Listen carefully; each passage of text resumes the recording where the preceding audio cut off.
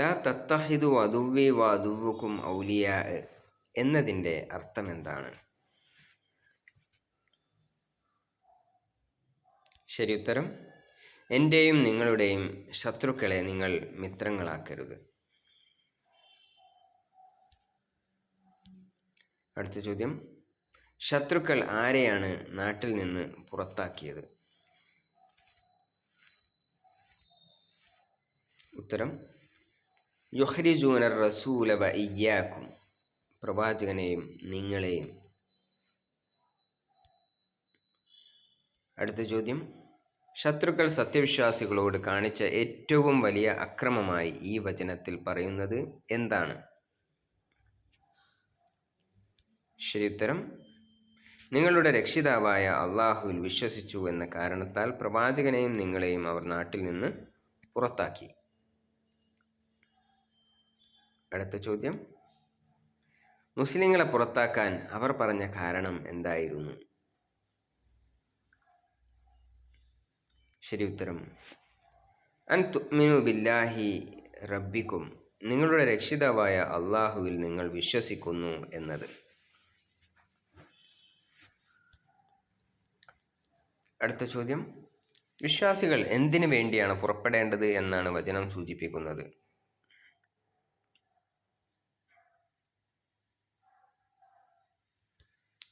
ഉത്തരം, അള്ളാഹുവിൻ്റെ മാർഗത്തിലുള്ള പോരാട്ടത്തിനും അള്ളാഹുവിൻ്റെ പ്രീതി തേടുന്നതിനും വേണ്ടി.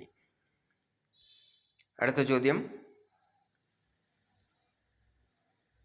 വബ്തിഗാ മർളാത്തി എന്നതുകൊണ്ട് ഉദ്ദേശിക്കുന്നത് എന്താണ്?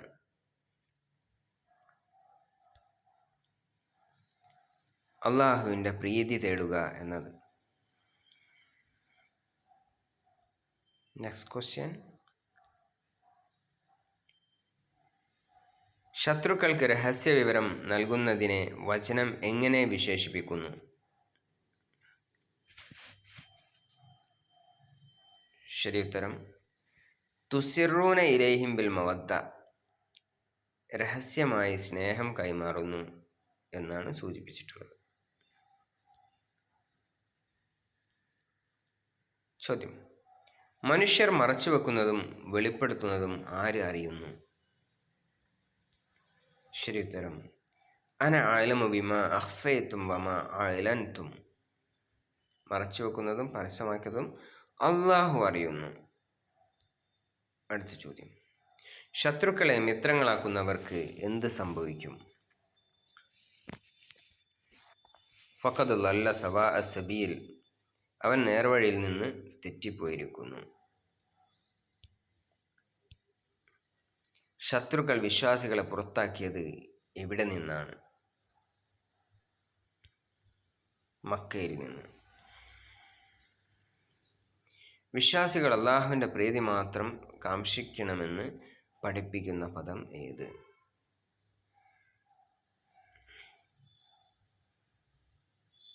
ഉത്തരം ആലോചിച്ച് നോക്കൂ. മർളാത്തി, എൻ്റെ പ്രീതി.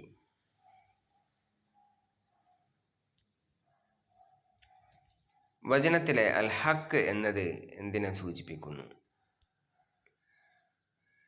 ഉത്തരം, ഖുർആൻ അല്ലെങ്കിൽ ഇസ്ലാം മതം. അടുത്ത ചോദ്യം, അള്ളാഹുവിൽ വിശ്വസിക്കുക എന്നത് ഒരു കുറ്റമായാണോ ശത്രുക്കൾ കണ്ടിരുന്നത്? ഉത്തരം, അതെ, അതുകൊണ്ടാണ് അവർ വിശ്വാസികളെ പുറത്താക്കിയത്. ഈ വചനത്തിൽ അള്ളാഹു ശത്രുക്കളെ അദുവ്വി വ അദുവ്വുക്കും, എൻ്റെ ശത്രുവും നിങ്ങളുടെ ശത്രുവും എന്ന് വിശേഷിപ്പിക്കുന്നു. ഇത്തരമൊരു സംയുക്ത പ്രയോഗം വിശ്വാസികൾക്ക് നൽകുന്ന മാനസികമായ സന്ദേശം എന്താണ്?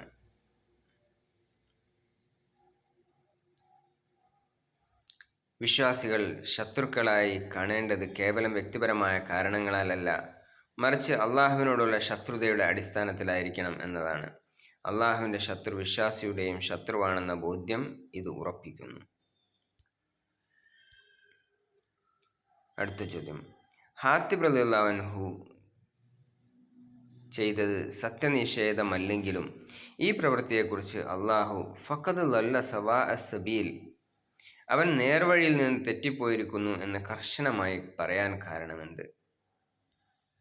ഉത്തരം: അള്ളാഹുവിൻ്റെ ദീനിനേക്കാളും പ്രവാചകന്റെ രഹസ്യത്തെക്കാളും ഉപരിയായി സ്വന്തം കുടുംബത്തെയോ ബന്ധുക്കളെയോ സ്നേഹിക്കുന്നത് വിശ്വാസത്തിൻ്റെ അന്തസ്സത്തയ്ക്ക് വിരുദ്ധമായതിനാലും ഒരു ചെറിയ അശ്രദ്ധ വലിയ അപകടങ്ങൾക്ക് കാരണമാകും എന്നതിനുമാലാണ് ഈ കടുത്ത പ്രയോഗം നടത്തിയത്. അടുത്ത ചോദ്യം: തുസിറൂന ഇലൈഹിം ബിൽ മവദ്ദ, നിങ്ങൾ അവർക്ക് രഹസ്യമായി സ്നേഹം കൈമാറുന്നു എന്ന പ്രയോഗം ഹാത്തിബ് റളിയല്ലാഹു അൻഹുവിൻ്റെ കാര്യത്തിൽ എങ്ങനെയാണ് പ്രസക്തമാകുന്നത്? ശരി ഉത്തരം: അദ്ദേഹം മക്കയിലെ ഖുറൈശികൾക്ക് രഹസ്യമായി കത്തയച്ചത് നബി സല്ലല്ലാഹു അലൈഹി വസല്ലമയെ ഉപദ്രവിക്കാനായിരുന്നില്ല, മറിച്ച് ശത്രുക്കളോടുള്ള ഒരു നന്ദി പ്രകടിപ്പിച്ച് സ്വന്തം കുടുംബത്തെ രക്ഷിക്കാനായിരുന്നു. ഈ രഹസ്യമായ സ്നേഹബന്ധം പോലും വലിയ തെറ്റാണെന്ന് അള്ളാഹു ഓർമ്മിപ്പിക്കുന്നു. അടുത്ത ചോദ്യം: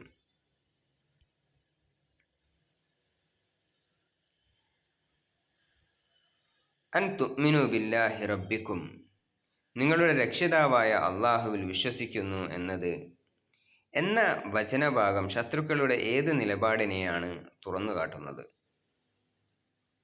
ശരി ഉത്തരം: മുസ്ലിങ്ങൾ ചെയ്ത ഏക കുറ്റം അള്ളാഹുവിൽ വിശ്വസിച്ചു എന്നത് മാത്രമാണെന്നും മറ്റേതെങ്കിലും അക്രമത്തിൻ്റെ പേരിലല്ല അവരെ പുറത്താക്കിയതെന്നും ഇത് വ്യക്തമാക്കുന്നു.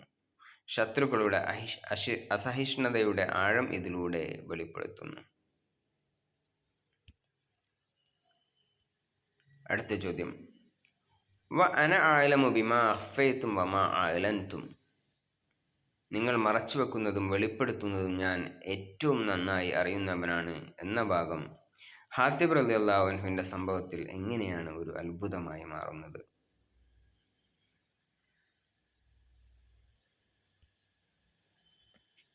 ഉത്തരം: ഹാത്തിബ് റളിയല്ലാഹു അൻഹു വളരെ രഹസ്യമായാണ് കത്ത് കൊടുത്തുവിട്ടതെങ്കിലും അത് ആരും കാണില്ലെന്ന് വിചാരിച്ചെങ്കിലും ആകാശത്തിന് മുകളിൽ ഇരിക്കുന്ന അള്ളാഹു അത് കാണുകയും പ്രവാചകന് വെളിപ്പെടുത്തി കൊടുക്കുകയും ചെയ്തു എന്നതിനെയാണ് ഇത് സൂചിപ്പിക്കുന്നത്.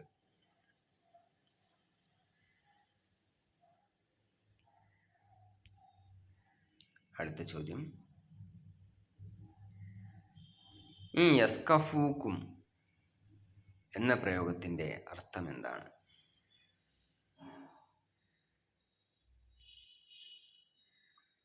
അവർ നിങ്ങളെ കണ്ടുമുട്ടിയാൽ അല്ലെങ്കിൽ കീഴടക്കിയാൽ.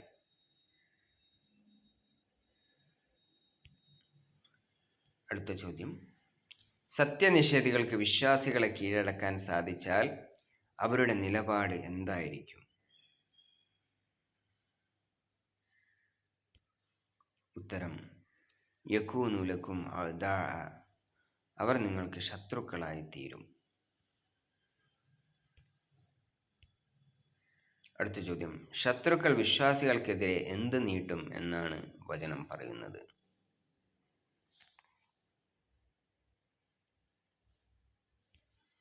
ഉത്തരം: യബ്സുതു ഇലൈക്കും ഐദിയഹും, അവരുടെ കൈകൾ നിങ്ങളുടെ നേരെ നീട്ടും.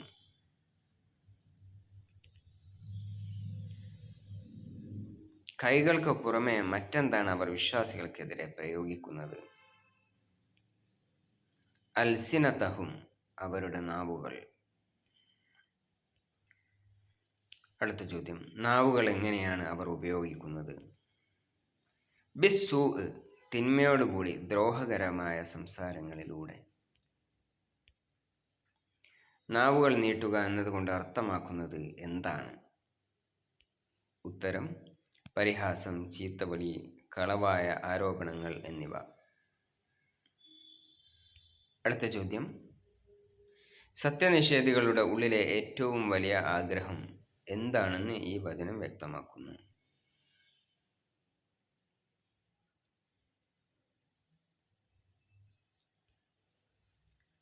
വവദ്ദൂ ലൗ തക്ഫുറൂൻ, നിങ്ങൾ സത്യനിഷേധികളായി അല്ലെങ്കിൽ കാഫിറുകളായി മാറണമെന്ന് അവർ ആഗ്രഹിക്കുന്നു. വവദ്ദൂ ലൗ തക്ഫുറൂൻ. ഈ വചനം വിശ്വാസികൾക്ക് നൽകുന്ന മാനസികമായ കരുത്ത് എന്താണ്? ശത്രുക്കളുടെ ചതിക്കുഴികളെക്കുറിച്ച് മുൻകൂട്ടി ബോധവാന്മാരാകാൻ ഇത് സഹായിക്കുന്നു. വദ്ദു എന്ന വാക്കിന്റെ അർത്ഥം എന്താണ്? ഉത്തരം: അവർ ആഗ്രഹിച്ചു അല്ലെങ്കിൽ അവർ കൊതിച്ചു.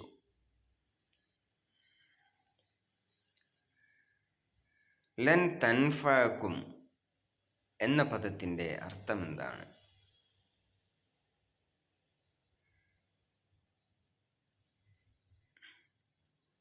ഉത്തരം: നിങ്ങൾക്ക് ഉപകരിക്കുകയേയില്ല.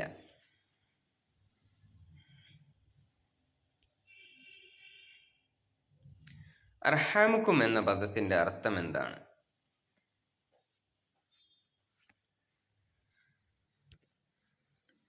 നിങ്ങളുടെ രക്തബന്ധങ്ങൾ അല്ലെങ്കിൽ കുടുംബാംഗങ്ങൾ.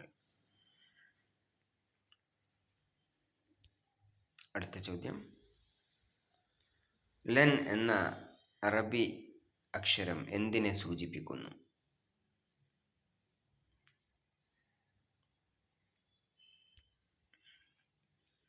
ഭാവിയിൽ ഒരിക്കലും സംഭവിക്കാത്ത കാര്യത്തെ. ലൻ. അള്ളാഹു നമ്മുടെ പ്രവർത്തനങ്ങൾ കാണുന്നുവെന്ന് ഓർമ്മപ്പെടുത്തൽ എന്തിനാണ് നൽകുന്നത്?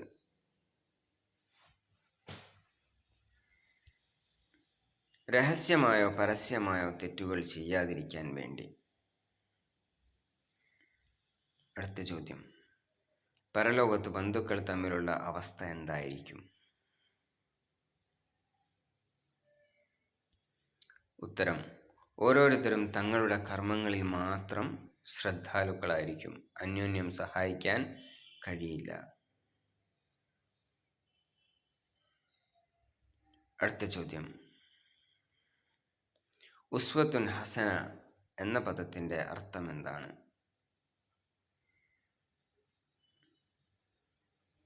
ഉത്തരം: ഉത്തമമായ മാതൃക. ഇബ്രാഹിം നബിയും കൂട്ടരും തങ്ങളുടെ ജനതയോട് എന്താണ് പ്രഖ്യാപിച്ചത്?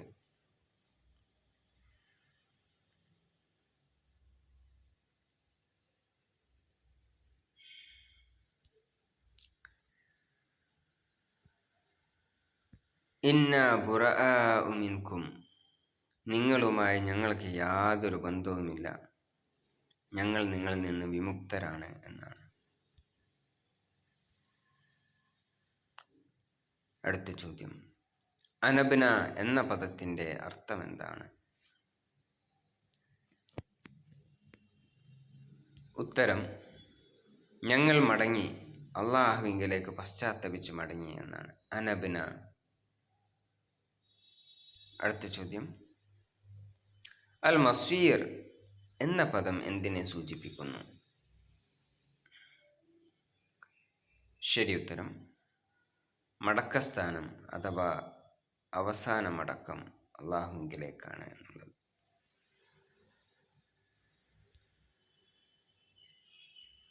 ലാ തജഅൽന ഫിത്നതൻ എന്ന പ്രാർത്ഥനയുടെ അർത്ഥം എന്താണ്? ഞങ്ങളെ നീ ഒരു പരീക്ഷണമാക്കരുതേ എന്നുള്ളതാണ്. അടുത്ത ചോദ്യം: ലഖദ് കാന ലക്കും എന്ന പ്രയോഗത്തിന്റെ അർത്ഥം എന്താണ്?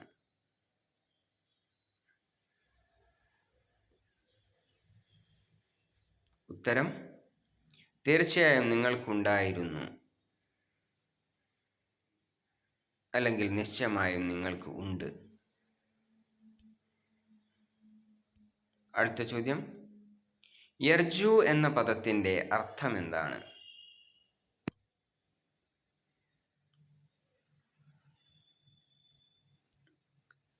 പ്രതീക്ഷിക്കുന്നു അല്ലെങ്കിൽ ആഗ്രഹിക്കുന്നു.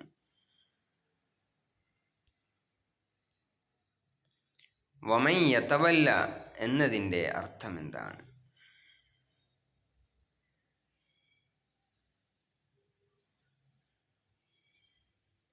ആരെങ്കിലും പിന്തിരിഞ്ഞു കളയുന്നുവെങ്കിൽ.